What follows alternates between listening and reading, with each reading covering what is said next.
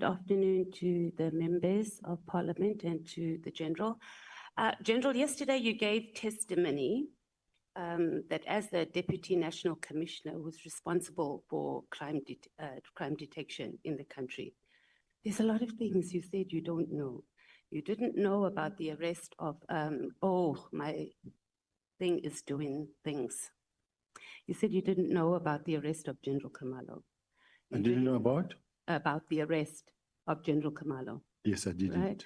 You said you didn't know about the request by General Khumalo to the Provincial Commissioner regarding seconding the PKTT members to Gauteng. I didn't. You also didn't know about the press conference that the KZN Commissioner was going to do. You didn't know about Matlala. The guy has 80 cases dating back to 2007, and he has a huge tender with SAPS. You didn't know about the big five. It's confusing, General. Do you consider yourself competent as in your job? Yes, I consider myself competent. If I was part of the tender process that was assessing Mr. Matlala's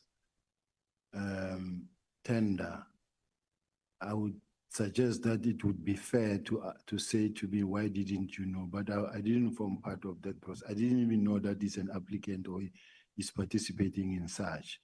Now, the arrest of General Khumalo. General Khumalo was arrested by IDEC. It's not the South African Police Service. So I wouldn't know. And all the things the honorable member is mentioning are not things within my sphere where someone can say, but why don't you know? I didn't know. Okay, General, make this make sense, right? You do not know that one of your generals is going to be arrested. And I know it wasn't by SAPS, right? It's a sister department. It's your job, it's your responsibility to know. Crime detection is huge. It includes crime intelligence as well. So you should have sources everywhere. I find it extremely hard to believe, or for this to even make sense, that you had no idea, formally or informally, that your general was about to get arrested.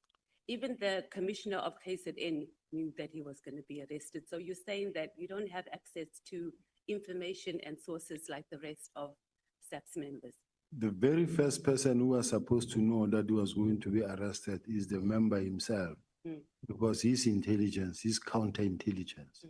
This is the person that anybody can say he expects to know about everything that moves. But above all, even the National Commissioner didn't know that that was going to happen. So where I'm sitting, if IDEC or IPIT, the IDEC or IPIT, they are investigating a particular matter, there's no way us will know from where we are sitting, because we are not in that space. Okay, so South Africans should feel comfortable that our national head of crime intelligence cannot know that one of their generals is going to be arrested by another organization. We should be comfortable with that, and we should be comfortable that we have a competent Deputy Commissioner responsible for crime detection. If I was fully in charge of crime intelligence, including counterintelligence, they were reporting to me, I would be knowing. But they don't report to me. Okay, let's go on to a bit of your career. So yesterday you said that there's no crime intelligence, and however we interpret it is not really the point. But in your statement, paragraph 23, you say that you have been responsible for crime intelligence since 2003. That's about 2 years and 3 months. And it's been recently moved under the National Commissioner, but I don't think it's been effected yet.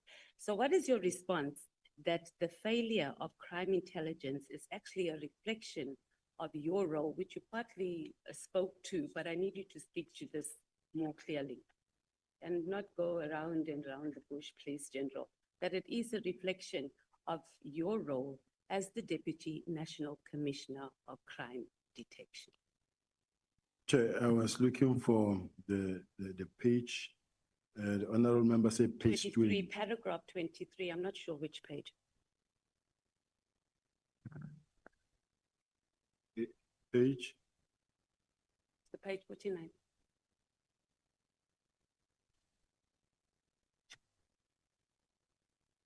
When you talk about your career, that section, it's page 9, paragraph 23, but I'm right, that is paragraph 23.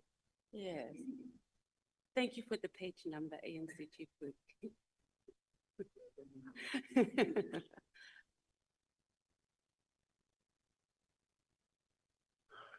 yes, I'm there, honorable member. What is the question? Yeah, so you say there that you're responsible for crime intelligence. Now you're saying you're only partly and you're not fully. I do understand the issue of county intelligence, but it's pretty much been in your office, or you've been responsible for it for over 2 years. I've been responsible for it for only 2 years, but it was then also taken away to report to the National Commissioner. But even then, when it was reporting to me, it had two dual reporting lines. In my case, they came to report to me that what they wanted me to know, and that what they didn't want me to know was going to be reported to the National Commissioner. It's not like I never complained about such. I complained many times about that, and that the lines of the reporting lines have been blurred, and this is creating problem for myself. And I challenged it many a times, but the bottom line is that everybody knows he was not reporting to me entirely.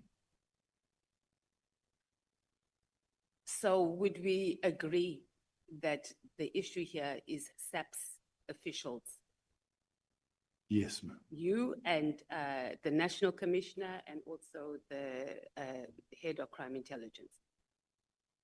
And the issue of having blurred lines is an issue because you, as the senior officials that the country relies on to make sure our children are not raped, and if they are, they're getting justice, to make sure our children are not trafficked.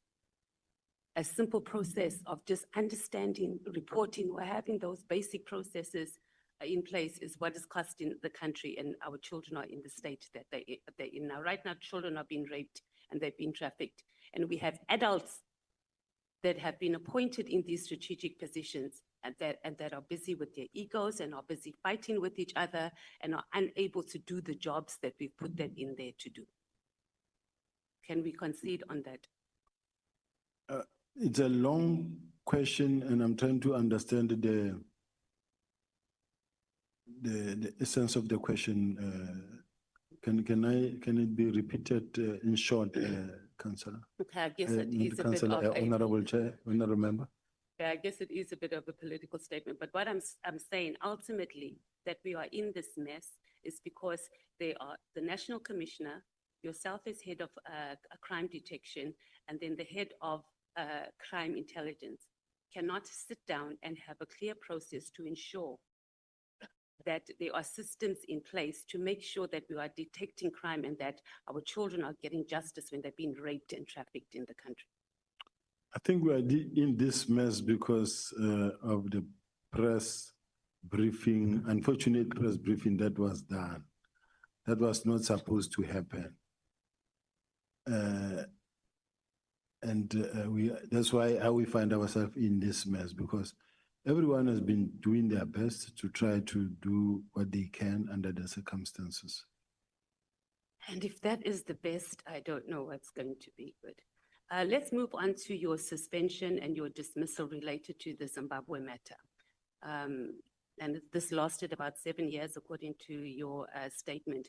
You said that the prosecutor put it on record that he or she was instructed to put your case on the roll. Who gave that? Did you ask who gave the prosecutor that instruction? And if you didn't, why not? I thought that the magistrate, because it was into the court record and that record is still there, it still exists. I thought that the magistrate would ask who gave that instruction, and the magistrate just didn't take it further. Okay, but my question is, did you ask the prosecutor? No, I didn't Okay. because I was represented. And you didn't ask your attorneys either to ask the prosecutor? No, to me, I was excited. It's thrown And who out. was the prosecutor? Do you know? Do you remember? No. At this point in time, I forgot the name.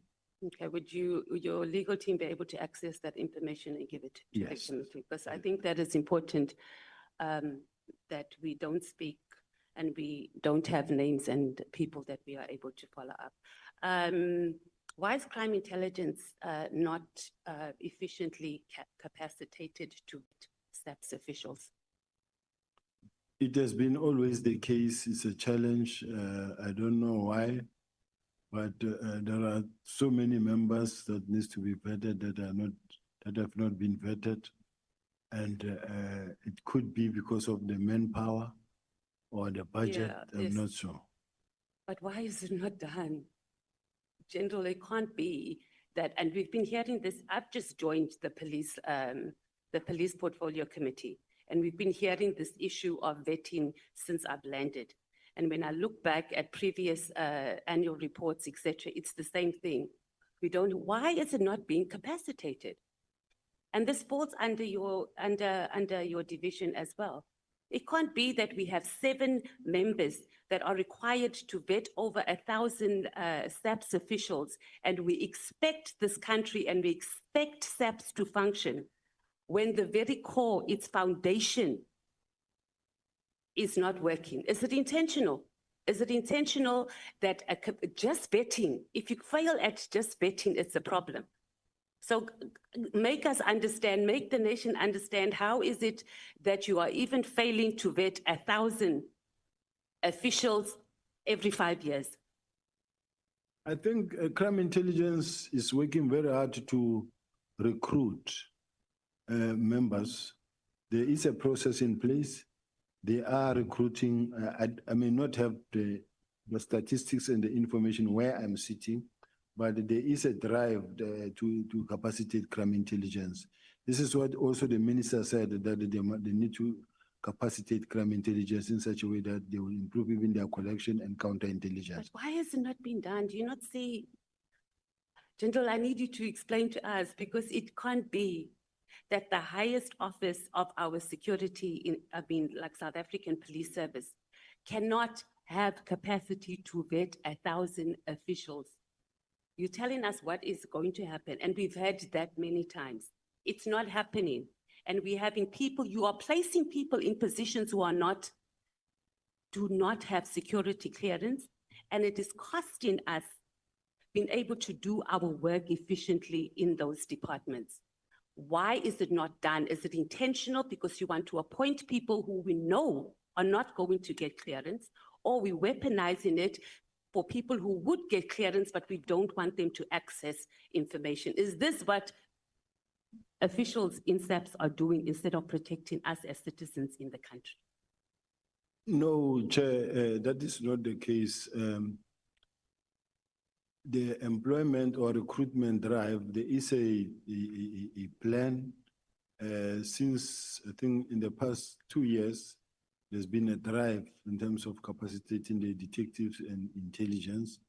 I think the person who can actually better respond to that question can be the support head, the acting National Commissioner of Support, acting Deputy National Commissioner of Support, who can come and testify here in terms of the recruitment of crime intelligence officials and the numbers, because that's a separate process. No, we have the numbers. It was just, we're just trying to understand how is it that